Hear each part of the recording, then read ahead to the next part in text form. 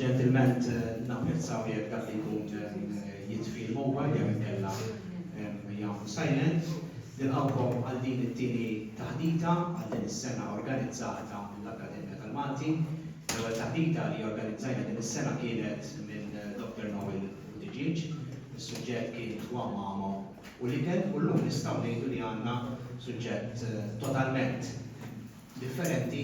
Għandna magħna lis-Sur Ivan Said fejn se jitkellem interessanti ħafna dwar Major l-Ingliża li ħabbet il-Malti u xprunat it-tradizzjoni.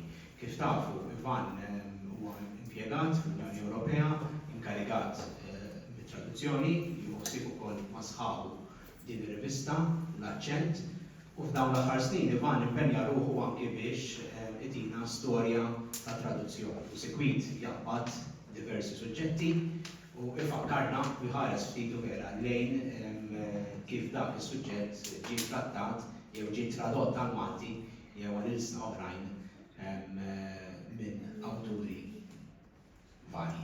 Ħanqaf hawnhekk, però qabel biex nifakkarkom ukoll min se jagħmel użu mill-biljett tal-parking ikellem ftit is-Sur Mario Randon li qed hemm barra li ovvjament ma nintaxxawx tal-li uża l-parkeġġ tal-lukanda. Fidejkom. Grazzi ħafna, grazzi tal-preżenza tagħkom.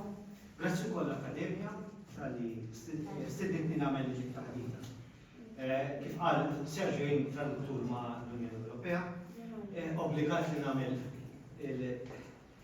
din l-istarija li hawn qed nirrappreżenta l-ħadd u dak kollu li ħana jgħidu ħadd tiegħek hija parti mill-etika tagħna u anke biex ġejt hawnhekk nagħmel dikjarazzjoni wkoll fil-tip tal-etika tagħna. Jiena nħobb ir-riċerka, l-idea ngħid jien storiku, nħobb ir-riċerka fil-militenzja. Meta niġi naħdem barra minn Malta, ovvjament naħdem Brussell, meta niġi hawnhekk nagħmel bħal ġeneri. Immur nofstanari jew il-Biblioteka Nazzjonali, il-militenzja li huwa klab, immur hemmhekk u nixbor bħal ġeneri, nixbor il-materjal biex imbagħad meta mmur lura nużah. Il-Biblioteka, l-Arkivi Nazzjonali ta' Malta, nista' ngħid li dejjem sibt il-kooperazzjoni u s-servizz mill-aqwa. Ir-riċerka ħadetni wkoll postijiet inkredibbli kien fejn tieħdok postijiet fosthom anke f'konventi, fosthom tal-Ġesuiti u anke tal-Dominikani. Jiena nikteb l-iktar dwar l-istorja tat-traduzzjoni bil-Malti. Għandi din il-ħolma, hija ħolma. Għandi din il-ħolma li xi darba tinkiteb l-istorja tat-traduzzjoni. Jekk mhux minni qed nara hawn xi studenti tat-traduzzjoni, min xi ħadd li jikteb kull ħaġa għandha l-istorja tagħha u mhix xejn inqas it-traduzzjoni bil-Malti. Tmur lura fis-żmien, tmur lura s-sekli u hemm bżonn tinkiteb. Forsi rajtu xi artikli tiegħi fil-Malti, ovvjament daqsxejn biased fl-Aċċent, kważi ktibt f'kull edizzjoni tal-Aċċent, leħen il-Malti, il-Malita Klassika u l-Arkivi. Hemmhekk qed taraw u hemm minn proġetti li għall-qalbi huwa Michelangelo Camilleri. Nemmen li Michelangelo Camilleri huwa l-ewwel wilt ta' Vassali dik li hija traduzzjoni. Għamel isem barra minn Malta, għamel isem bħala Assis Anglikan u traduttur. Traduċa il-ktieb tal-Protestanti. Ħriġ żewġ kotba l-ewwel wieħed fl-2019 fih dejjem, ovvjament dejjem konnessjoni ma' traduzzjoni. Fl-ewwel ktieb tiegħi hemm l-istorja tas-Sultan Ċiru, dik li għal ħafna snin għadna isnija bħala traduzzjoni fil-fatt huwa adattament minn Franċiż u għamiltilha l-ortografija ta' din is-sena u ta' żminijietna. U anke ktibt dwar Vassali traduttur li ironikament kien jgħid li l-Malti mhux tajjeb għat-traduzzjoni. Imma permilu bit-traduzzjoni tiegħu wara bil-maqlub. U fil-fatt tagħna it-traduzzjoni mhux qed nirreferi għas-Sultan Ċiru imma għat-Testament l-erba' Evanġelju nagħti tal-Apostli. Is-sena l-oħra flimkien mal-ħabib tiegħi Jonathan, ħriġna dak il-tip li ħolli stqarrijiet l-ewwel tliet volumi li huma ta' Carmenu Vassallo u għamet u preżentajni is-sena l-oħra wkoll f'kungrazzjoni hawnhekk. Issa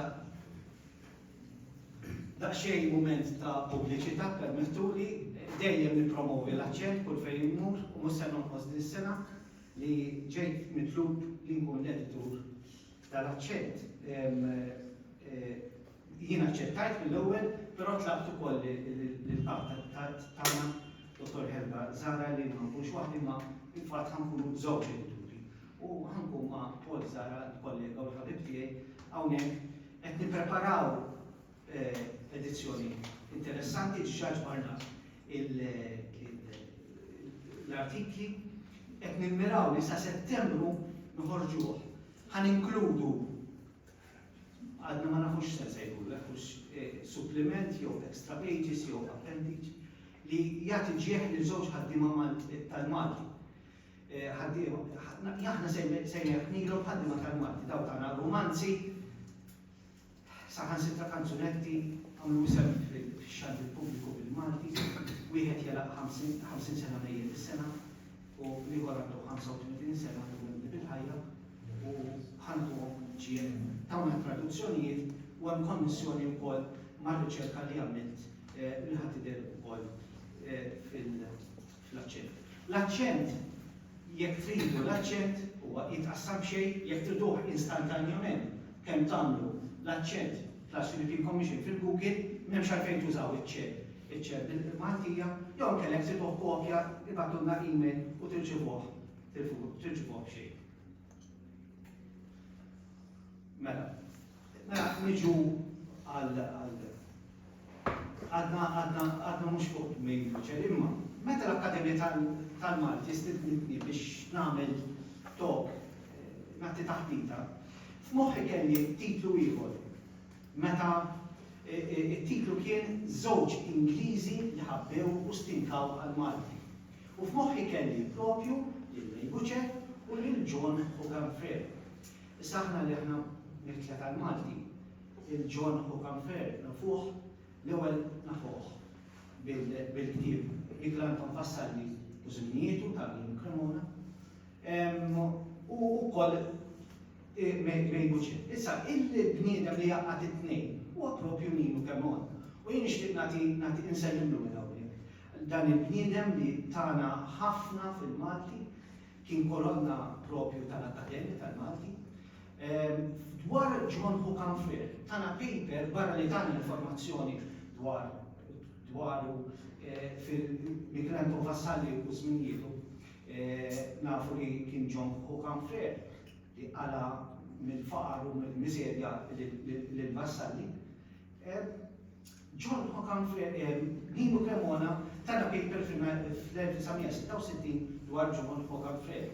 Issa, to be fair, ma kienx l-uniku wieħed li kiteb dwar Frere. Kien hemm it-tabib Paolo Cassar li tana paper vera interessantissima. Orajt, irrepeta ħafna mill-informazzjoni li tagħna Nino Cremona, però tagħna ħafna referenzi u tagħna sorsi. Xi ħaġa li Nino Cremona ma milix laqas fil-ktieb ta' Migranton Vassalli. Kien minna ir-referenzi, mentri Paolo Cassar għamilha bil-referenzi. Tal-informazzjoni wkoll oħra, pereżempju, silna nafu li John Hogan Frere kien is-segretarju tal-Mażuni Ingliżi f'Malta. Li nafuha fil-paper ta' Paolo Cassar.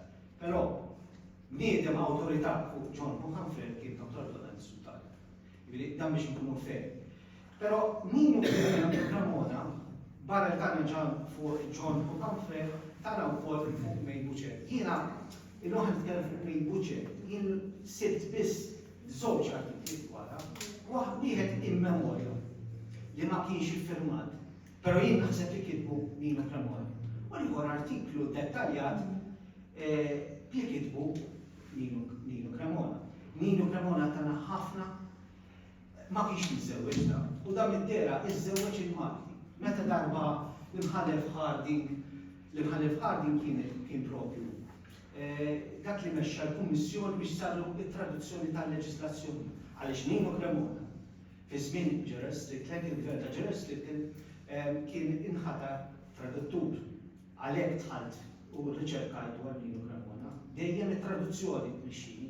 13 sena bħala traduttur, għamel xogħol mod impeccabbli.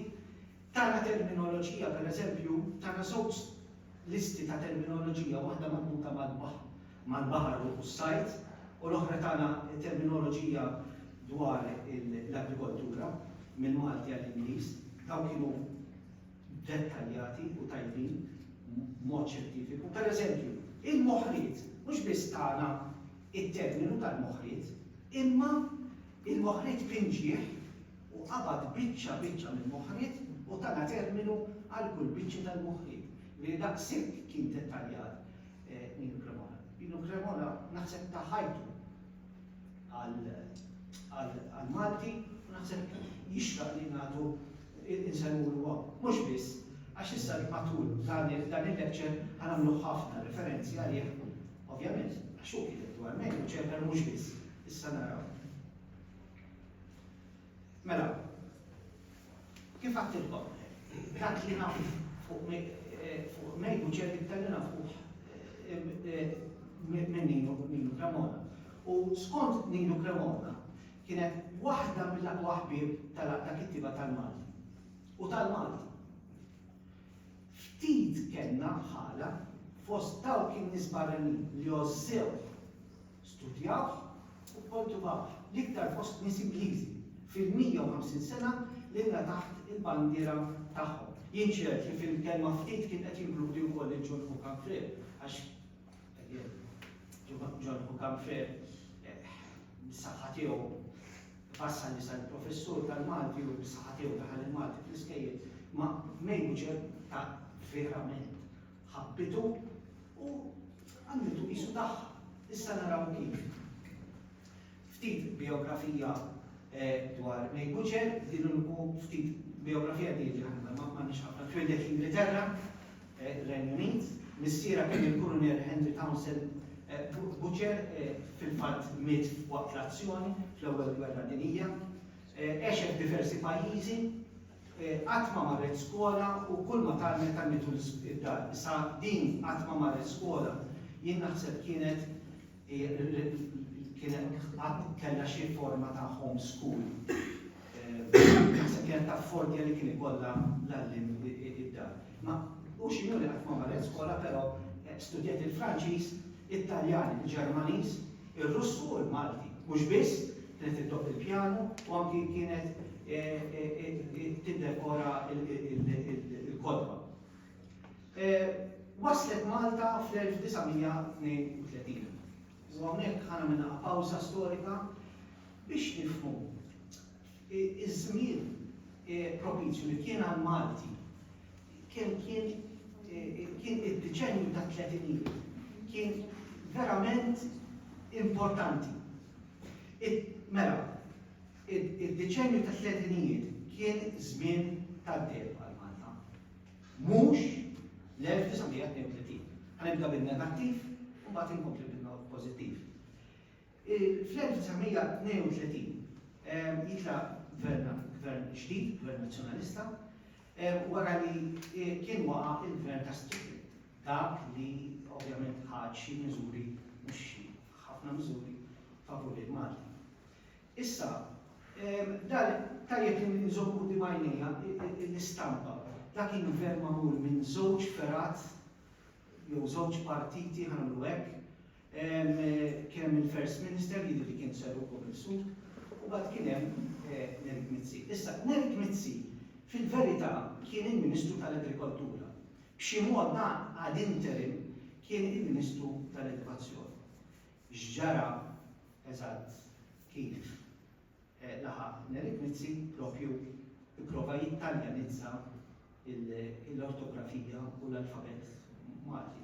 Issa hawnhekk Nerik Mizzi kien għamil żball politiku kbir għaliex jisu waqqal kantun fuq siru. L-għonet għabbiża l-Ingliżi. Għax huma minna jom il-kwistjoni tal-lingwa kienet spiċċat. Mentri ta' reġa' qajjimha.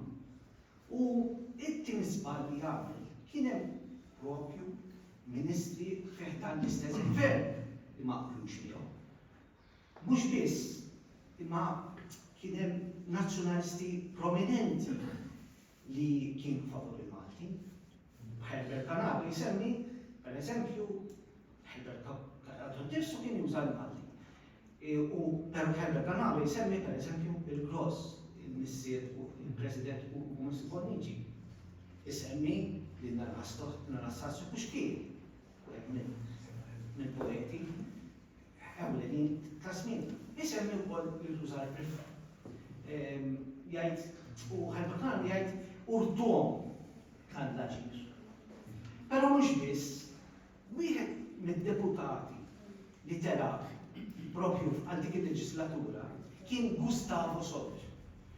Da telab b'saħħa mill-Kottonera u dan kien bniedem li tagħna traduzzjoni tal-Leopardi. Il-proza tal-Leopardi, aħna nafu li Leopardi kien filologu u filosofu, barel kien poeta, u tana jisu dialogi filosofiċi. U da qalbu għal-Malti. Il-punt huwa li kien hemm anki fiħdan dak il-gvern li l-Malti jixtaqu u rridu.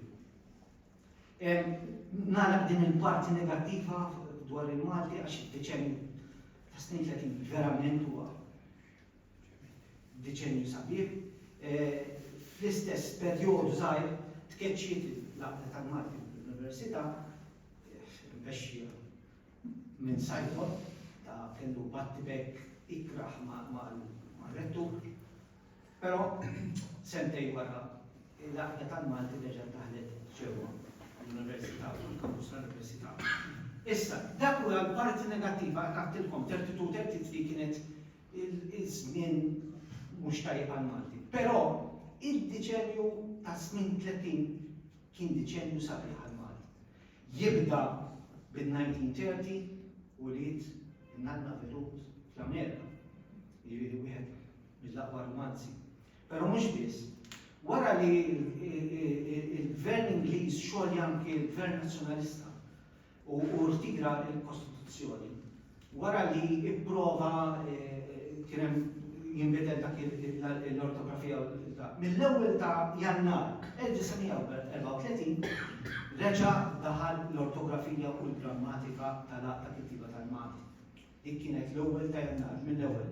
Reġgħu daħlu ingħataw l-istituzzjonijiet biex jerġa' fil-gazzetta tal-Gvern jerġa' jintuża l-ortografija tal-aqda kittiba tal-Malti.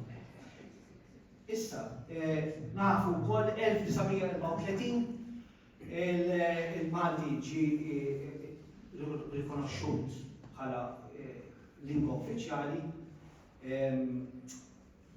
li fetħet bibin kbar.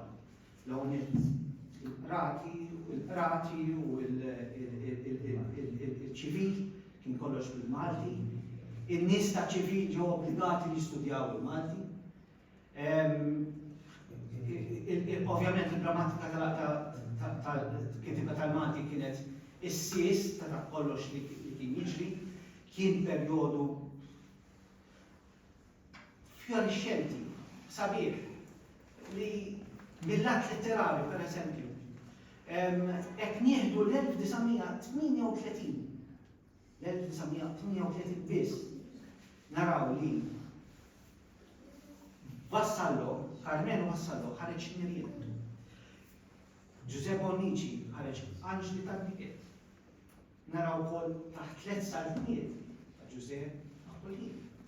Naraw Leri ta' Ħażajr ta' Enur Mercer. Triq id-dejt għal numru 13 ta' Ivo Muscata Zoppani. 1939, sena wara, salib ta' Fitta. Wistin 1938, dik li hija traduzzjoni, il-jienu minnu mhuwiex traduzzjoni, però nafu li ħareġ fil-1938, wara li fil-1936 Dunkar għaleb l-opera. F'dak il-perjodu 1938, wieħed ċertu Dominikani, Albert Grek, għaleb l-ewwel 6 volumi tal-Eneide ta' Virgilju mill-Latin għal-Malti. L-istess Dominikan għalet is-sitt in-nijiet Ewkaristiċi ta' San Tomas ta' Aquino mill-Latin għal Malti. Jiena wkoll f'dak il-perjodu sirt ċejjeċ minn Dickens, maqlubin dak il-perjodu, u sirt saħansitra biċċa mill-Ġermaniż. Dak il-perjodu. Jiġifieri, is-snin 30 minkejja dak il-perjodu żgħir ta' 32-33 kien żmien tad-deb. U hawnhekk tidħol Main Budget. Nerġa' nmur lura l-Main Budget, 1932 ta' sal Malta, ma jidhirx li l-ewwel darba li kienet Malta, naħseb Malta kienet taf biha.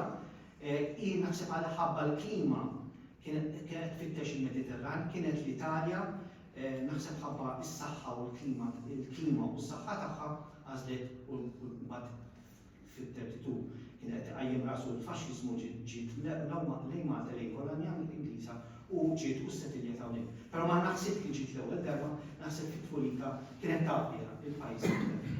Kienet membru akademiku tal-Aqta Kittiba tal-Malti, ta' kif isser li kienet tattendi il-laqat li fil-korrespondenza sirt kienet tajt pereżempju skużawni ma stax tattendi għall-laqgħa għax kont indisposta, mietet il-Blue Sisters fl-1950 u ndifnet ta' Grazja. Bħala biografija issa daqshekk u nagħlaq dak il-kapitlu. Mela, kif tallet il-Malti? Sempliċi ħafna. Għamlet sforz u titkellem ix-xufier. Ix-xufier u l-qaddejja tagħha. Issa l-Elements of Maltese sa nitkellmu dwar u l-ħarġ fl-1938 id-dedikat propju lil Joe Shortino u lil ħoħ Andrew. Jien ma stabilixxejx jekk da Joe Shortino u xi xufier. Però anyway, id-dedikatu lilhom it-tnejn li bis-saħħa tagħha bdiet titkellem il-Malti. Mela, kif bdiet titkellem il-Malti, titkellem lix-xufier u l-qaddejja u mbagħad tuża ftit kodba. Ovvjament, dawn din informazzjoni ġibta mant Nino Cremona. Issa hawnhekk fejn is-suġġett vera li interessani hawnhekk. U hawnhekk tidħol l-interess tal-Main Budget dak li huwa traduzzjoni. Li laqatni però il-kelma il-każ tagħna. Din kitbet ittra fit-Times fl-4 ta' Lulju 1945 li mbagħad Godfrey Zarpadani elba l-Malti u pubblika fil-Malti b'introduzzjoni tal-editur dak ismitu Giuseppe Mulina. U jien qed nikkwota il-verżjoni Maltija mhux il-waħda dik Ingliża. U din tkellmet dwar il-ħtieġa ta' traduzzjoni biex il-korp letterarju Malti jikber. U qalet hekk. Meta nazzjon ġaj kollha notaw li nazzjon hawn ġi fatta bħala femminili. Meta nazzjon ġaj kollha letteratura ma jimpurtax forsi wisq jekk ikunu pubblikati għatta xogħlijiet ta' sewi letterarju mhux kbir. Li biss min imutu imma fil-każ tagħna. Fil-każ ta' ġieli mara Ingliża mhix Maltika li il-kawża tal-Malti għamlita tagħha. Fil-każ tagħna aħna rridu nħawlu fl-insien Malti u fl-iqsar żmien possibbli xitla letterarja li tagħti frott din. U proponiet dan lill-Aqta Kittiba tal-Malti. L-kodba klassiċi ikunu maqluba għal-Malti kemm jista' jkun fl-ateġġ ta' snin. Bis-saħħa tiegħek il-Maltin kollha u ta' kull klassi ikunu jistgħu jaqraw dawk il-kodba letterali li bħalissa jistgħu jittehmu l-benna tagħhom dawk biss li jaqrawhom fit-traduzzjoni Ingliża jew kellha jafu bl-insien li bih huma miktuba u dawk klassiċi. Jiġifieri kellha f'moħħha li l-korp letterarju tkabbru b'letteratura ta' kwalità u qed tippunta fuq il-klassiċi. Kellha pjan. U l-pjan tagħha kien li l-għaqda ġiel kull insieme Malti jaqlebha fl-insieme jew waħdu jew kellha flimkien ma' ħaddieħor ktieb kull 12 xahar biex f'sena jkun hemm 50 ktieb klassiku għal Malti. Dan kellu jiservi li kellu skop ieħor wara li tkabbar il-korp letterali Malti, kellha skop ieħor li l-imseħbin ta' taħriġ fl-istilu fil-mod kif ifissru ruħhom u bekk ikun ilhom ta' ġid kbir kulturali. Sabiex xogħol letterali ma jkunx tradott darbtejn, ħaġa li tfisser ta' żmien, jien nissuġġerixxi li l-għaqda tagħmel lista ta' klassiċi miktubin, li jkun hemm lista ta' klassi lista infassla mill-għaqda u nkunu nafu kienu jafu se jiġu tradotti. Issa, komplitajt. Il-laqda kellha tqabbad l-imsieħba tagħha li jipproduċu skont il-ħila li huma għandhom fil-silbi fejn huma kitbu dawn l-opri. Il-kitiba Maltin kellhom jagħmlu dan bla ħlas għas-sodisfazzjon li wieħed ħoss meta jwettaq biċċa xogħol tas-sew ta' min jagħmilha. Iżda l-gvern kellu jwieżel l-ispejjeż tal-pubblikazzjoni u jmissu jqassam dan ix-xogħol fost l-istampaturi kollha ta' Malta sabiex dawn jieħdu sehem mhux biss mill-lieħ, iżda wkoll fil-ġieħ li jgħinu sabiex tinħoloq letteratura kulturali fil-siem Malti. Di kellha pjan ċar u utli wkoll. U sa ċertu punt, illum naħduha for granted għandna l-Konsil Nazzjonali tal-Tip Malti, ovvjament ukoll jisponsorizza il-traduzzjoni tal-kolba, ma di kemm antiċipat dik l-idea. Ovvjament, bejn Buċer ma parlax biss, imma xamret il-kliem u taħdem l-istess. U l-ewwel biċċa xogħol li qalbet, l-ewwel biċċa xogħol maġġur li qalbet, kienet il-jien u l-minnu ta' Duncan. The Ego and Beyond. U di publikatu fis-Sundial, is-Sundial kien il-journal, il-literary journal tal-Royal University of Malta Literary Society. U kien speċi, mhux eżatt, il-predeċessur tal-Journal of the Faculty of Arts li għandna llum. Ħafna mill-ismijiet ukoll kien jikteb sajdon, u qalbet il-ħin kullu minnu. Dwar il-kwalità ta' traduzzjoni, jien ma ċikkajtix u ma istix. Però Duncan, meta ġi biex jippromovi il-jien minnu l-Ingilterra u kellu bżonn verżjoni Ingliża, propju uża ta' May Buċer u pubblika fil-Poetry Review ta' Londra ta' l-1945.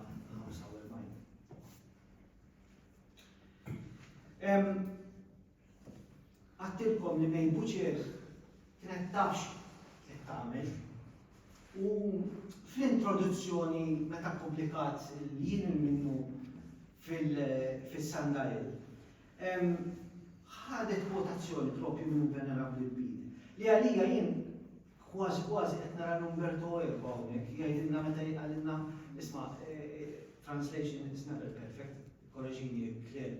Lost in translation. Jew lost in translation. Imma kienet taf u konxja x'inhi l-professjoni tagħna bħala tradutturi li nagħmlu kemm nagħmlu sports għatmu ħa nittrasferixxu il-ħsieb eżatt tal-awtur. U kwotat propju lil dan il-Venerabli Bede u qalet, "This is the sense, but not the self-same order of the words, which he sang in his sleep for songs, be they never so well made, cannot be turned of one tongue into another, word for word, without loss to their grace and worthiness." Mid-dira kella xi naqra wkoll kienet konxja tal-teorija letterarja, ma kienet ukoll konxja ta' x'kien tirrikjedi t-traduzzjoni. Duncan, bħala traduzzjoni ta' Duncan, May Buċer qalbet l-innu Malti, qalbet ukoll l-anja tal-Malti fl-Amerika, l-anwa kien ġerni li kien joħroġ f'New York, qalbet ħafna oħrajn, però wkoll kitbet f'ġieħ Duncan kitbet xi versi oriġinali fġieħ Dunkarn. Minna ħatiju mbagħad Dunkarn għatta wkoll u qalbilha wkoll poeżija minn tagħha Armistice Day 1936 u qalibha għal-Malti. L-oħra li qed naraw il-leġend dik elbita mir-Russu għall-Ingliż u mir-Russu jew mill-Ingliż għal-Malti. Jien naħseb li mir-Russu wkoll, mir-Russu għal-Malti. Dik hija traduzzjoni ta' Nejn Buċer, l-oħra hija traduzzjoni ta' Dunkarn. Għattilkom li Nino Cremona ħansemmuh hawnhekk u naħseb għamlet ħafna. Aħna nafu wkoll li Nino Cremona tagħna il-biografija ġi semmejta ta' Michelangelo Vassalli l-ewwel dirett fil-Malti bejn l-1932 u l-1937 u mbagħad ħarġa bħala ktieb fl-1937. Imma Nejn Buċer elbita fl-1940. Issa ħankunu daqsxejn fejna. Jien ma naħsibx li ħanajta bil-mod pożittiv. Jien naħseb li kien hemm lit ukoll ta' Nino Cremona f'din it-traduzzjoni. U ngħid għaliex l-edizzjoni tal-1940 mhix traduzzjoni eżatta fil-biċċa kbira tagħha iva tal-ktieb tal-1937. Imma insibu informazzjoni ġdida u anki illustrazzjoni ġodda li ma rajnihomx fl-edizzjoni 37. Ara jien naħseb li Nino Cremona kien qed jgħinna wkoll fit-traduzzjoni, imma il-mertu tagħha li ħadet l-inizjattiva biex taqleb li dan huwa biċċa xogħol seminali li ħajna nużaw għadna sal-ġurnata l-lum nirreferu għalih, għadna sal-ġurnata l-lum nieħdu minnu u fil-riċerkatwar Vassalli għadna nirreferu għalih. Għal-daqstant jiena hija traduzzjoni ta' Nejn Buċer, però naħseb li kien hemm lit ta' Nino Cremona fih qod. Kif għattilkom Nino Cremona mhux biss tagħna grammatika, tagħna letteratura, tagħna traduzzjoni, hawnhekk qed nitkellmu fuq letteratura. L-Assa tal-Għadu hija poema li kiteb Nino Cremona u ppubblika fil-Malti f'Settembru tal-1942. Isem huwa diġà indikattiv u s-sena wkoll 1942 hija l-ar sena tal-gwerra f'Malta u propju kienet kważi isa antiċipazzjoni tal-beżat li kienu ġejjin, l-Assa tal-Għadu. Nejn Buċer elbita Keeping the Watch for the Enemy, l-istess, reġgħet u pubblikata fis-Sun Times f'1948. Wieħed mill-opus manja ta' Nino Cremona huwa l-fidwa tal-bdiewa tal-1936 ma jidhirlix li dik li qed taraw hemmhekk hija tal-1936 u Nejn Buċer elbita wkoll. Però ġiet ippubblikata minn Giuseppe Colina fil-Journal of the Faculty of Arts. Interessanti li kien ilu ħafna jixtieq Nino Cremona jkollu verżjoni bl-Ingliż u propju tagħtielu xi 3 xhur qabel ma mietet. Jiġifieri mietet fil-1950 u pubblika 1936 ara kemm dan jistenna t-traduzzjoni, ma ftit qabel ma mietet fil-fatt tagħtu it-traduzzjoni tal-fidwa tal-bdiewa. Aw nagħmel xejn parentesi żgħir dwar it-traduzzjoni għall-Ingliż. Il-mertu kbir ta' Nejn Buċer huwa li internazzjonalizzat bil-lingwa franka. L-Ingliż nammettu hija lingwa franka għanqas fil-kontinent Ewropew. Għamlet internazzjonali il-letteratura Maltija, anzi l-aħjar klassiċi li għandna. Ma kienx l-ewwel waħda, però ma tantx kien hemm. U qabilha kien hemm l-Europa li qaleb poeżiji ta' Dunkarn għal-Franċiż. Dan kien hemm it-Tunezija, jew l-Alġerija bona. bona kien hemm ħafna Maltin. Inċidentalment ħuħ kien saċerdot li Kapuċinju Dominikan li kien ukoll fil-Kumitat ta' Tmexxija tal-Laqta Kittiba tal-Malti. U tara min jeddu għamel l-ewwel beda bil-poeżiji xi poeżiji ta' Duncan. U mbagħad din il-pubblikazzjoni tal-1937 poeżiji ta' Duncan ta' Carmelo Vassallo u oħrajn. Dawn min jeddhom, min budhom, min ħinhom għatta l-truismu taw din l-ispinta l-letteratura Maltija. Il-grammatika tal ġiġa semmejta Elements of Maltese 1938 di waslet 1932 sal-1938 kienet ġa ħarġet Elements of Maltese. Again, hawnhekk jien naħseb li kienaw mhux naħseb għax fil-fatt ringrazzja ħafna lil Nino Cremona. Però għalfejn għamlitu il-grammata l-ewwel biex ixxerret it-tagħlim tal-Malti, anki mal-barranin. For the sake, ġifieri il-mira tagħha l-udjenza kien dawk li ma kinux Malti, ma jitkellmux bil-Malti, li jixtaqu jitkellmu bil-Malti u li ma kinux grammari. For the sake of the self-taught student, not for the grammarians. And thus it is necessarily written in a simple and non-technical manner. Biex turi wkoll, jien naħseb għandna bżonn ngħiduha, there are no insuperable difficulties in the Maltese language. Biex titgħallem il-Malti m'hemmx problemi kbar li ma tistax tissuperhom. Però l-oħra hija nobli għalfejn ridet ixxerret il-Malti.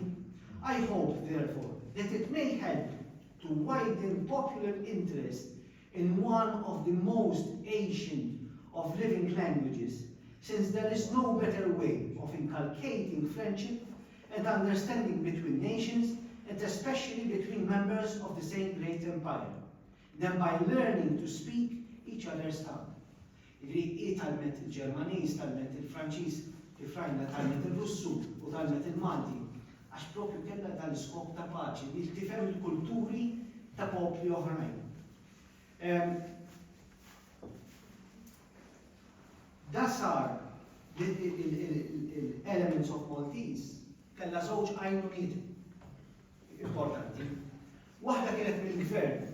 Il-gvernatur ta' dak iż-żmien, Sir Harry Luke, kellu interess partikolari li jara l-Elements of Maltese. L-ironija huwa li sakemm ħareġ kien inbidel, ma baqax gvernatur. U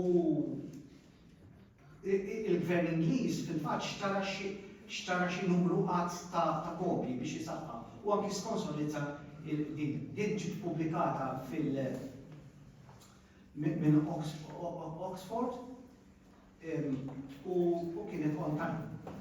Hawnhekk qed taraw il-littra li tħabbar propju li l-est, l-Oxford University Press, li kienet lesta u lesta biex tiġi launċjata. L-oħra li qed taraw hija kopja ta' Elements of Maltese li qiegħda fil-Melitensja, dik hija dedika lil Nino Cremona, minkejja li fl-introduzzjoni propju ta' Elements of Maltese kitbitlu hekk. For his unselfish and patient assistance during the whole year occupied by his careful and thorough revision of the entire work, and for his help in the recent months of tedious proofreading. Ovvja li kien hemm leads ta' Nino Cremona fil-pubblikazzjoni ta' Elements of Maltese. Din korrespondenza oħra ma' Nino Cremona kienet tikteb bil-Malti. Jekk tmorru fil-file ta' Nino Cremona li hemm il-Melitensja, u anki naħseb fil-file ta' Duncan, issibu ħafna li jien naħseb kieku kellha l-email dan iż-żmien kien tifqaw. Għax kien tikteb ħafna u din waħda minnhom li hija bilingual. Bil-Malti ma tkompli bl-Ingliż.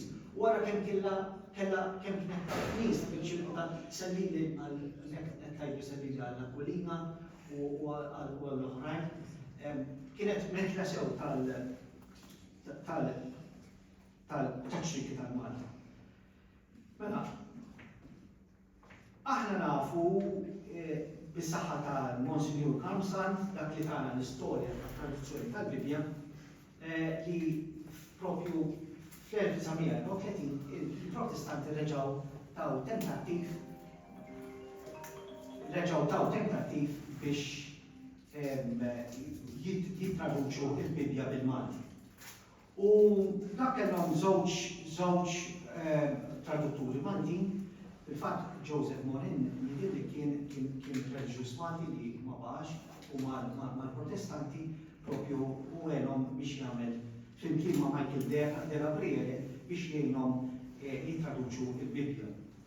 Il-traduzzjoni ta' daw it-tnejn mill-ewwel ma ħadux gost biha l-Protestanti u fil-fatt talbu l-opinjoni ta' Buċer dwarha u l-istess Buċer għamlet magħhom għalet ix-xogħol mhux up to standard, up to scratch. U nissuġġeriet propju l-Evanġelju u l-Atti tal-Apostli ta' Monsignor Pietro Paolo Grima. Propju Pietro Paolo Grima fl-1930 ħareġ it-traduzzjoni l-erba' Evanġelju u l-Atti tal-Apostli. Minu Pietro Paolo Grima?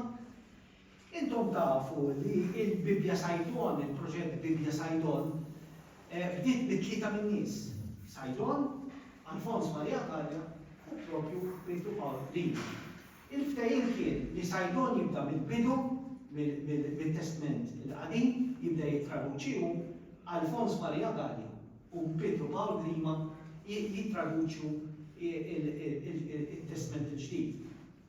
L-istorja nafuha li Sajdon baqa' għaddej u traduċa kollox anki il-Testament il-ġdid. Però Pietro Paolo Grima fl-1930 tagħna propju il-verżjoni tiegħu. Issa mod miftuħ titqisha wkoll nitkellmu fis-snin 30. Il-Protestanti għaltilhom ma tużawx il-verżjoni Kattolika ta' Pietro Paolo Grima.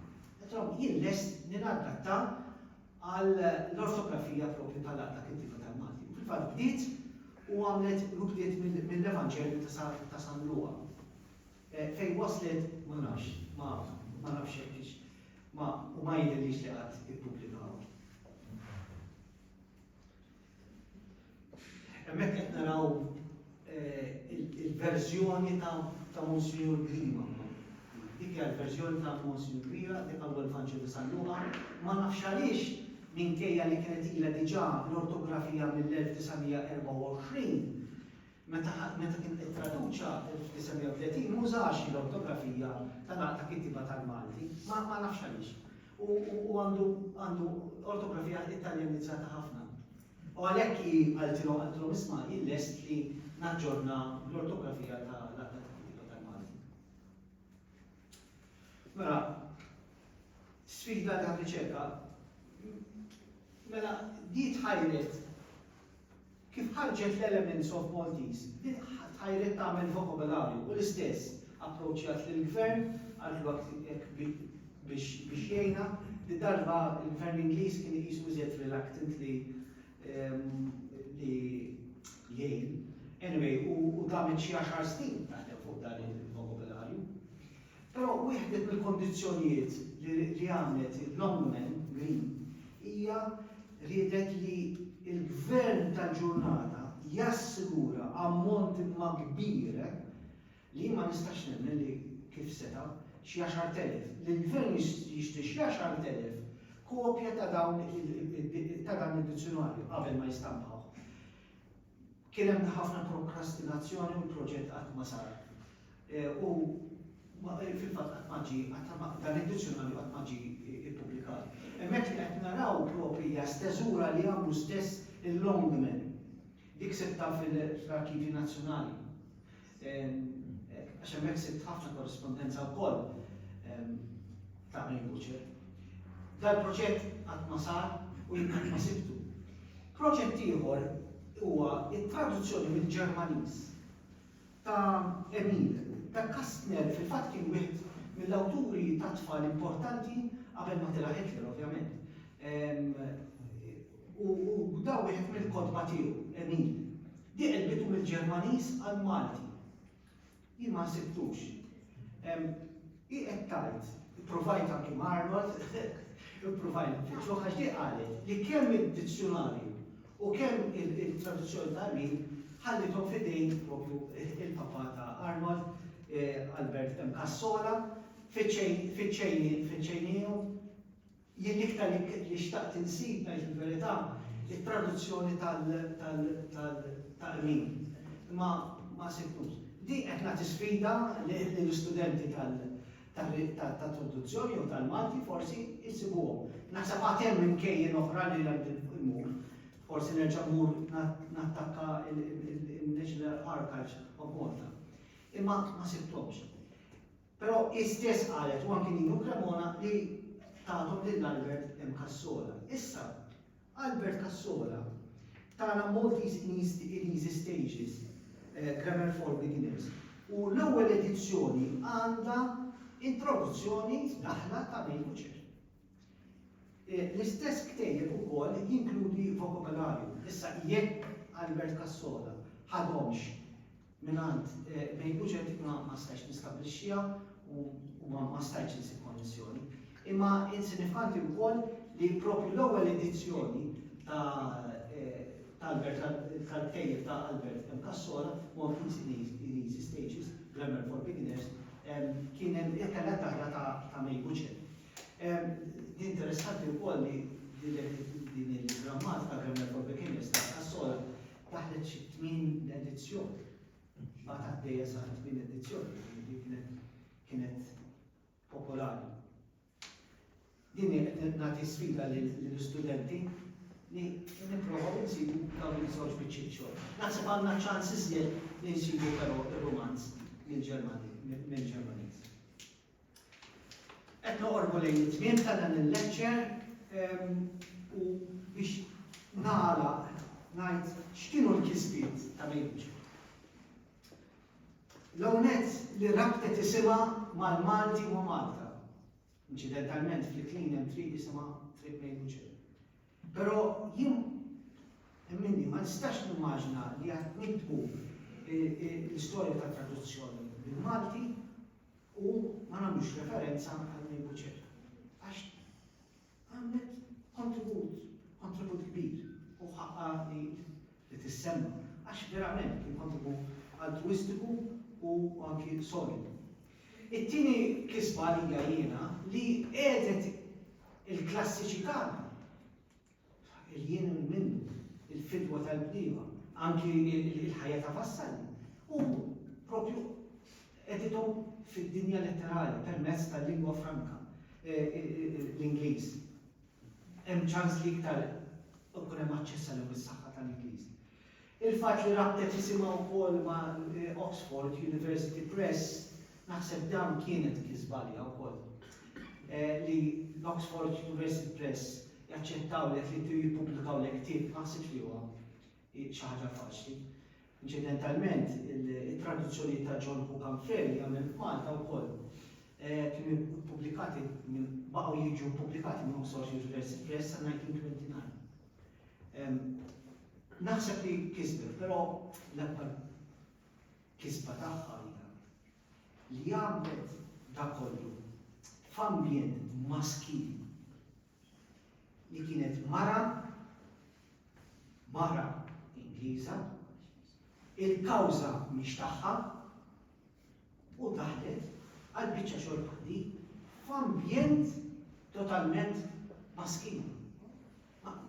Jiena li dik kienet tullaqat, kien il-rol laqat, kollu qed nimmaġinar. U ta' dan jien ħanurikom, għandikom ta' xejn idea propju mill-istorja tal-Akkademja tal-Malti. Meta taraw daw ir-ritratti, dan huwa tal-1924 da qabel May Butcher ovvjament. Kollha Maltin, qed naraw Nino Cremona qiegħed hemmhekk Dunkar. Immaġina li May Butcher tal-ambjent. Però dak tal li qabel May Butcher. 1988. Nerġgħu naraw Carmenu Vassallo, Giuseppe Gallia, Hemm John Marks, hemm il-Papa wkoll. Hemm Giuseppe Attuti, hemm Nino Cremona, Isfel Ġorġ Bizzani, Giuseppe Futi. Giuseppe Attuti. Ma again, dik kienet tattendi l-laqat fil-1938. Kienet membru qadim, kienet b'xi mod kienet tattendi l-laqat. Hawnhekk 1942 again. Franz Camilleri, naħseb dak il-Cappuccino huwa propju u Floriroba, Nino Cremona, Victor Apa, dak jidilli Arnold huwa Marx jew Elmer Mercer. L-ewwel biħtiebu. Ħdejn il-film. Elmer Mercer, so Franz Camilleri, dak li qiegħed bil-militar dak huwa Harry Ward, Carmelo Vassallo. L-aħħar ritratt, again, dinja dawn ritratti mill-Akkademja tal-Malti. F'dan l-ambjent sabet posta wkoll. U tatna dax-xogħol kollu. Jina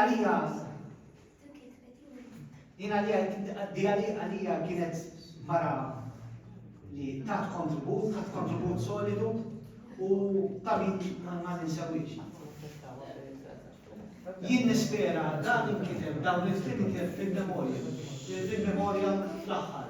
Jalla li tma taħħal Malti, is-servi ta' servi u ta' ħelġal daw kollha jixtiequ ġid tal-Malti.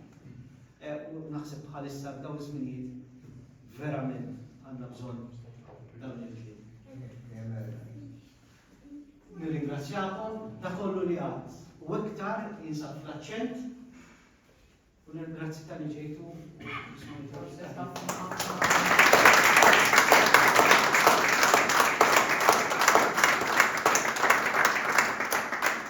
nafxekkaw xi ħadd jixtieq jagħmel xi kummenti.